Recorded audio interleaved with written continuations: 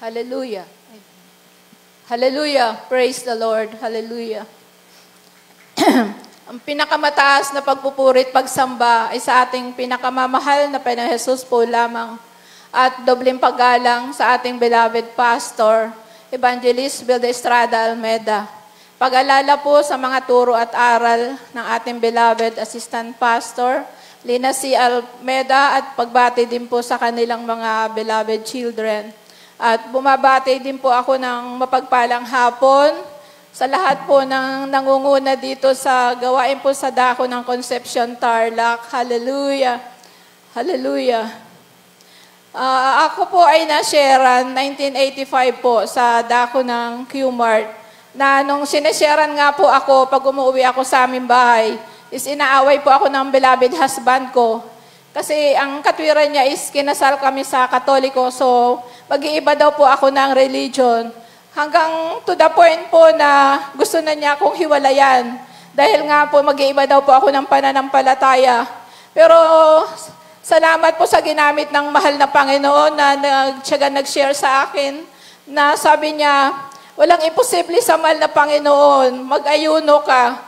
So alam niyo po, hindi pa man ako nakakadalo sa ating banal na gawain, is natuto na po ako mag-ayuno. Hallelujah. At kahabagan nga po ng mahal na Panginoong Jesus, way back December 25, 1985 po sa dako ng Lawton. Nang una po akong makadalo sa ating banal na gawain. Hallelujah. Kahabagan ng mahal na Panginoon, almost 39 years na po. Na hanggang ngayon, pinangahawakan ako ng ating pinakamamahal na Panginoong Jesus. Hallelujah. That time po, ang panganay ko is 3 years old at ang bunso ko ay 9 months old na lumaki po sila na talagang masasabi kung nagkakasakit sila, walang gamot, talagang hindi ko dinala sa doktor, talagang pag nagkakasakit sila, inaasa ko po sa ating pinakamamahal na Panginoong Jesus. Hallelujah. At meron po akong isang himala na hindi ko pagsasawa ang pasalamatan sa ating pinakamamahal na Panginoong Jesus. Year 2003 po, nang ako'y magkaroon ng isang vehicular accident sa dako po ng Guadalupe, Makati. Nakasakay po ako sa isang pampasaherong jeep. Nung bumaba po yung katabi ko, is in-extend ko po yung braso kong ganyan, na habang tumatakbo po yung jeep na sinasakyan ko, parang hindi ko po namalaya na may kasalubong po pala kaming isang jeep na umovertake at bumangga po siya sa braso, sa jeep na sinasakyan ko. Hallelujah. At yung pagbangga po ng jeep, talagang sa braso ko po yan bumangga. Na yung impact po talaga, naramdaman ko na naputol ang kamay ko. Hallelujah. Alam niyo po, nung bumaba ako sa jeep, talagang hawak ko yung kamay ko kasi pakiramdam ko talaga balat na lang po ang nakakabit. Hallelujah. Hanggang dinala po ako sa ospital ng Makati na nung nakita po, nung nag-x-ray yung result, sabi niya, nanay, baka maputol ang buto mo kasi durog ang buto mo.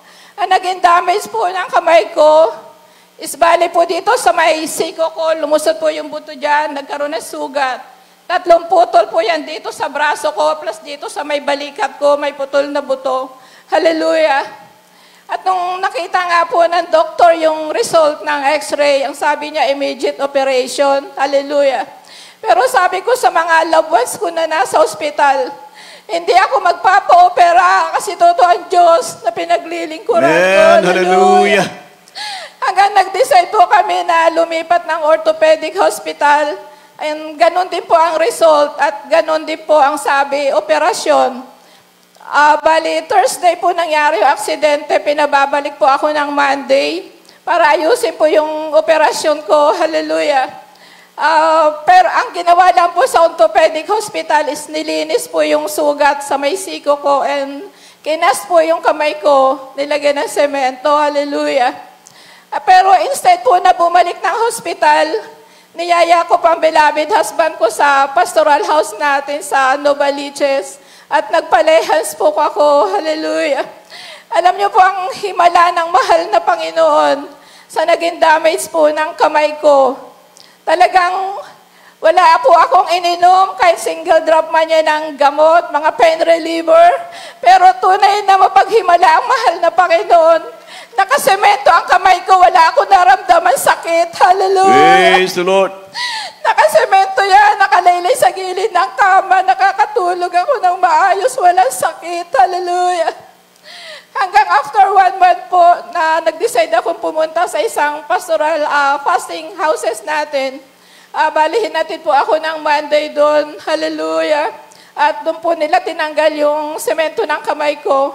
Ang himala po ng mahal na Panginoon, after 5 days po, Friday, pag-uwi ko, natatas ko na ang kamay ko. Hallelujah. Amen. At ang sabi po ng doktor, pag inoperahan ako, lalagyan ng bakal. 1 year or 2 years bago magdugtong ang buto ko. Pero sa himala ng mahal na Panginoon, walang gamot, walang operasyon. Through the leading prayers of our beloved pastor, 3 months lang po, nakakilos ako ng normal. Hallelujah. Hallelujah. Hallelujah. Isa rin pong himala na ipapasalamat ko sa mahal na Panginoon. That time po, nag-aalaga po ako ng isa kong beloved apo ko na 6 months old. Bali, since simula po ng mga 9 a.m., pag binigyan ko po siya ng milk niya is binabamit po niya. So, after mo niyang ibamit yung milk, gagawin ko naman po siya paulit-ulit po ng ganon.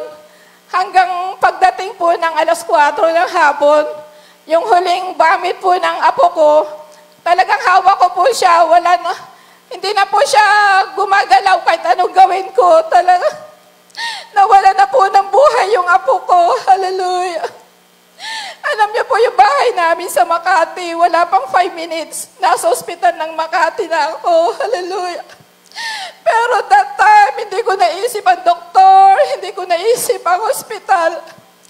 Ang naisip ko, ang pangangaral ng ating beloved pastor sa oras ng kagipitan.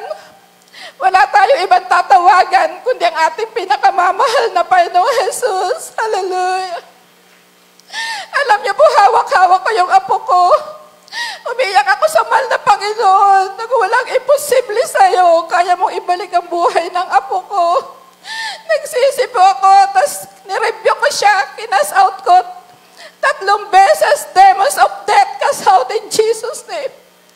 Mamaya po, umiyak yung apo ko. Hallelujah. Amen. Hallelujah. Ngayon po, 5 years old na po siya. Hallelujah.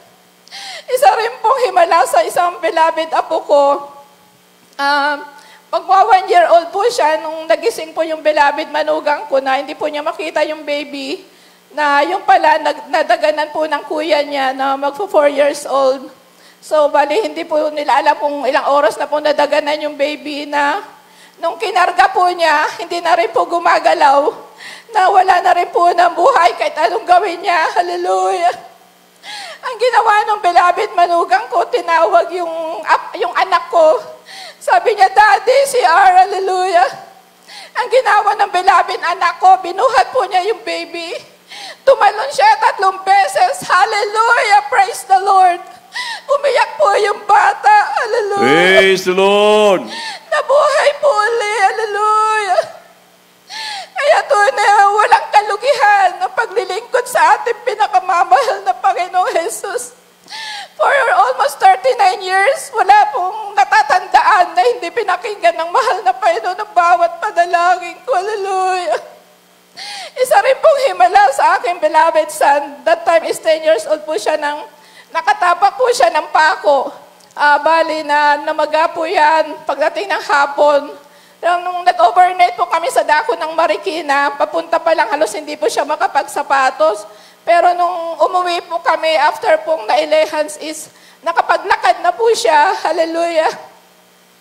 Pero after 1 week po, nilagnat po siya na talagang hindi bumababa sa 40 yung lagnat niya.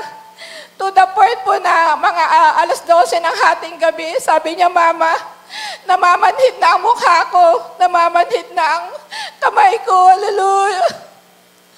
Alam ko po, epekto ng tetanus yun, pero tunay na naisip ko, makapangyarihan, mapaghimalaan Diyos na pinaglilingkuran natin. Hallelujah.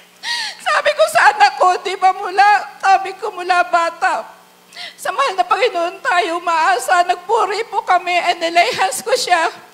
Ang himala ng mahal na Panginoon, pag pagising po niya ng umaga, parang nagdahilan lang, naglaro. Praise the Hallelujah. Lord. Kaya tunay na napakadapila po ng mahal na Panginoon. Hallelujah. Ako din po dati is talagang halahi po namin ang may hypertension. Pero sa kahabagan ng mahal na Panginoon, 68 years old na po ako, na wala akong iniinom na mga maintenance. Tunay na inaasa ko sa mahal na Panginoon. Hallelujah. At yung mga pagpapala naman po na dati talagang pinapanalangin ko sa mahal na Panginoon kung paano ko mapapagtapos sa ang 3 anak ko. Kasi wala po kaming permanent na trabaho, may tindahan lang po kami. Sa kahabagan po na mahal na Panginoon, sa pangunang dalangin ng mahal na pastor, nakapagtapos po silang 3. Ang anak ko po pumasa ng board exam for nursing. Yung oldest daughter ko at yung bunso ko ng board exam for teachers nang hindi po review center. Tunay na inasa po sa mahal na Panginoon ang katalinuhan nila. Ngayon po, simula ng pandemic, talagang patuloy po silang pinagpapala na naka-work from home pa rin po at patuloy na pinopromote sa kanilang mga trabaho. Nasabi ko nga dati, kahit pambayad ng kuryente, wala ako napuputulan. Pero ngayon po, 24 hours, naka-aircon ng bahay namin. Ang 2 anak ko sa konto nakatira, may mga sasakyan. Kaya tunay na mapagpala ang ating Amen. Hallelujah. At lahat po ng kapurihan at pasasalamat is ating pinakamamahal na Panginoon Jesus po lamang. Amen. Praise the Lord. God bless you po, beloved.